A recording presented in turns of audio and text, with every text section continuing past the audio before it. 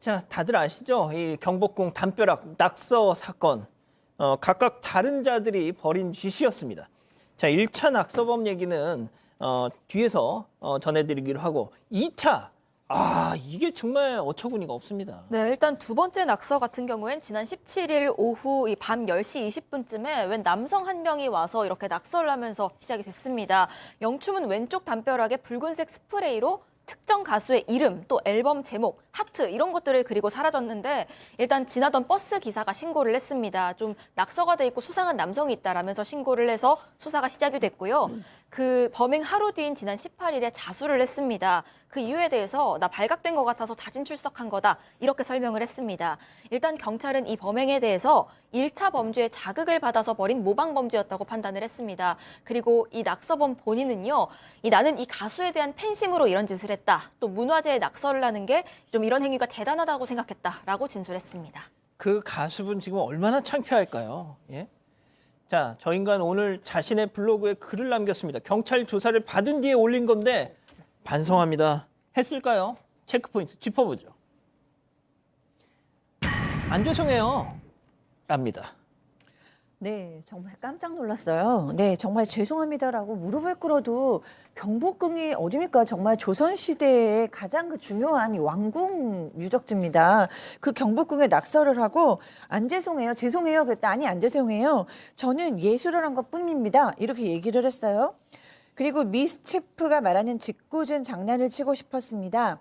뭐 이렇게 얘기했는데 저는 미스치프라는 그 단어를 처음 들어서 찾아봤더니 미국의 어떤 아티스트 집단이더라고요. 그래서 뜻은 뭐 장난질이라는 뜻으로 좀 독특한 장난을 치는 좀 독특한 행위를 하는 그런 작가 집단이었는데 뭐 전혀 지금 예술과 범죄 사이에 구별이 없는 사람 같고요.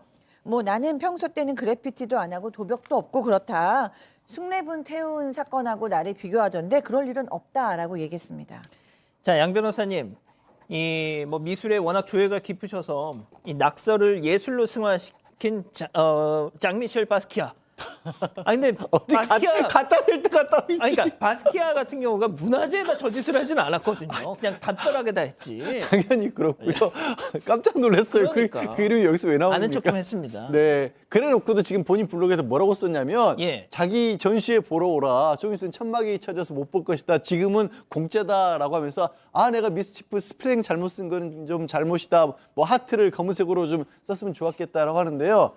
지금 양이크가 지적한 것처럼 가져다 댈 때 가져다 대요. 미스치프 마침 미스치프 지금 전시회 지금 서울에서 하고 있거든요. 맞아요. 거기 가보긴 하고 저런 말을 썼는지 모르겠습니다. 진짜 내가 다 창피하네. 그러니까 말이죠. 참고로 양 변호사님이 이제 세계 명화 관련 책을 쓰셨어요. 그래서 제가 여쭤본 거고요. 박 변호사님. 예. 경찰 조사를 받고 나온 후기를 올렸습니다. 자, 이런 것도 참 저도 이렇게 사건 같은 걸 보는데 사건 조사받고 후기 쓰는 경우는 거의 없거든요. 본인이 조사받은 후기를 블로그에 담담하게 올렸는데 후기가 좀 충격적입니다. 조사받은 날 각종 기자들이 빽빽하게 서 있었다. 이런 경험을 다 해본다. 계속 막 쫓아오거나 그런 기자들이 있었다. 밥을 먹을 수 있냐, 아침 맛있네. 뭐 이런 얘기까지 본인이 기재를 하면서 계속 물으니까 자신이 도망갔고 아티스트하고는 자기가 팬이다. 이런 얘기까지 다 씁니다. 또 얘기가 좀 있어요. 이렇게 이 커뮤니티에서 흉기 난동이나 해외 도피 같은 가능성이 있는 거 아니냐 이렇게 하니까 내가 그렇게 도망갈 것 같으면 왜 경찰서에 자수해서 가느냐라고 또 얘기하면서 뭔가 이 범행에 대해서 이 범죄에 대해서 그냥 쉽게 생각하는 그런 모양새를 이 조사받던 이후에도 계속 보이는 것 같습니다. 그러니까 지금 이제 말씀 주신 걸 들어보면 약간 관심 받고 싶어하는 그런 어떤 성격 유형인 것 같은데 왜 또 오늘은 또 이렇게 마스크를 썼는지 모르겠어요.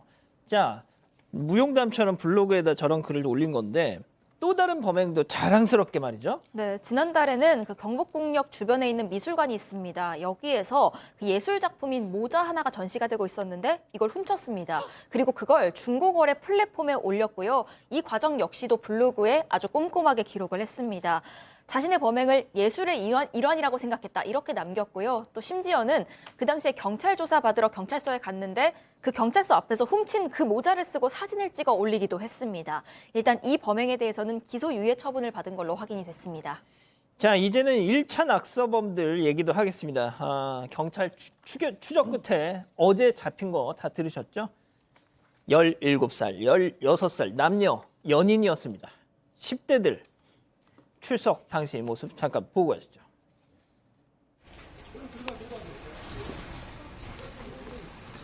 문화재 훼손이란 거 전혀 몰랐나요? 범행 동기가 어떻게 되시나요? 누구한테 지시를 받은 거예요? 그 낙서에 적은 불법 영상 사이트와는 어떤 관계시죠? 진행하겠습니다. 사과할 생각 없나요? CCTV 없는 곳 노리고 그리셨나요? 자, 아무리 생각이 없기로서니 네. 저 짓을 하면 어떡합니까? 10대 남녀고요. 두 사람이 뭐 연인일 관계다 이렇게 주장을 하고 있는 상황이고, 자 이제 왜 이렇게 범행을 저질렀냐 이렇게 질문이 이제 했었는데, 본인들의 이야기에 따르면 SNS를 통해서 어떤 신원불상의 사람이 장소하고 내용을 언급하면서 이것을 만약에 쓴다면 한 번 쓸 때마다 5만 원 준다라고 얘기를 해서 그것을 보고 그대로 이 사람이 이 지정한 장소에 이 사람이 지정한 문구를 썼다라고 합니다. 결국은 2번 했대요. 2번 해서 이 5만 원에서 10만 원 정도 받았다고 하고, 이 문구하고 장소는 신원불상의 사람이 SNS 지정을 했지만 범행 도구 이제 스프레이 같은 거죠. 스프레이는 본인들이 직접 구매를 해서 했다고 합니다. 자, 교수님께 제가 잠시 후에 여쭐게요. 양 변호사님, 일종의 반달리즘이잖아요. 이거 막 문화재 훼손하는 거. 아니 근데 반달리즘이라고 하려면 그나마 목적이 분명해야 되고 자신의 어떤 소신이란 것도 있어야 하는 거죠.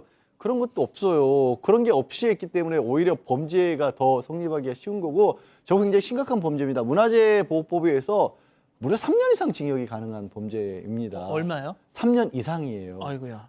사실 생각해보세요. 경복궁이라고 하는 데가 대한민국에서 얼마만큼이나 중요한 가치를 가지고 있는지를 꼭 말로 가르쳐야 할까요? 저 10대도 그렇지만 저 20대 남성도 저는 어이가 없을 뿐입니다. 말씀드린 것처럼 3년 이상 징역, 20대 남성은 소년법 보호도 못 받으니까 실형도 가능하고요.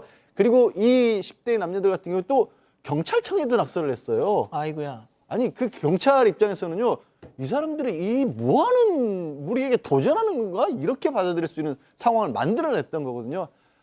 좀 철이 너무 없다. 왜 이런 지경에까지 이르렀을까 좀 안타깝기도 하고 그렇습니다. 답답하기도 하고요. 박 변호사님, 네. 저게 그 스프레이 같은 경우는 아무리 쥐어도 그 화학 성분이 있어서 그렇죠. 얼룩이 남는다고 하더라고요. 자, 그게 좀 걱정이거든요. 사실은 문화재 보호법에서 그렇게 이제 강하게 3년 이상 유기징역이면 거의 뭐 강도가 그 이상으로 본다는 건데, 그렇게 처벌하는 이유 중에 하나가 저렇게 한번 훼손이 되면 복구가 어렵기 때문에 그런 부분도 있는 겁니다. 지금 한 20여 명 지금 보존 처리 전문가가 투입이 됐다라고 해요. 그래서 약물 투입을 해서 오염 물질 제거를 하는데, 또 레이저 장비 같은 것들을 쓴다고 하는데 완벽하게 지우기가 쉽지가 않다라고 합니다. 최소한 일주일 소요된다고 하고요. 그렇게 하더라도 약간 흠집이 남아있을 가능성도 있고, 이런 부분이 가장 문제가 될 것 같습니다. 자, 교수님, 네. 좀 뭐 따끔하게 한 말씀 좀 해주시죠. 네, 저는 경복궁 이 사건 보면서 숭례문 국보 1호 같았던 화재 현장이 떠올랐고, 이번 범인도 꼭 잡아서 저는 엄중하게 처벌을 해야 된다고 생각을 했어요. 그만큼 경복궁은 우리 민족에게 너무 중요한, 임진왜란 때 다 전소됐던 것도 다시 복구시켰고, 그 후에 일제 때도 뺏겼던 것도, 훼손됐던 것도 다 굉장히 간신히 복구시켰는데, 이렇게 10대들의 장난에 놀아날 수 있는 유적지가 아니라고 생각을 하고요. 이 학생들 뭐 5만 원 준다고 얘기했다는데, 그럼 왔다 갔다 택시비 둘이서 뭐 10만 원 벌려고 이랬다는 건가? 저는 좀 설득이 되지 않는데, 그거보다는 뭐 영웅 심리라던가 자기 만족이라던가 자기 과시, 아니면 재미삼아 뭐 이런 이유가 아니었을까 싶은데, 저는 10대일지라도 이 문화재를 훼손하는 게 얼마나 엄중한 책임을 물어야 되는지를 예. 따끔하게 가르쳐줬으면 좋겠습니다. 경복궁 2번째 낙서범이 범행 직후 쓴 글입니다. 인증사진도 올렸습니다. 낙서 영문 철자가 틀렸다며 아쉬워합니다. 경찰서 출석 풍경을 묘사하기도 합니다. 낙서한 이유에 대해선 짓궂은 장난을 좀 치고 싶었다고 설명합니다.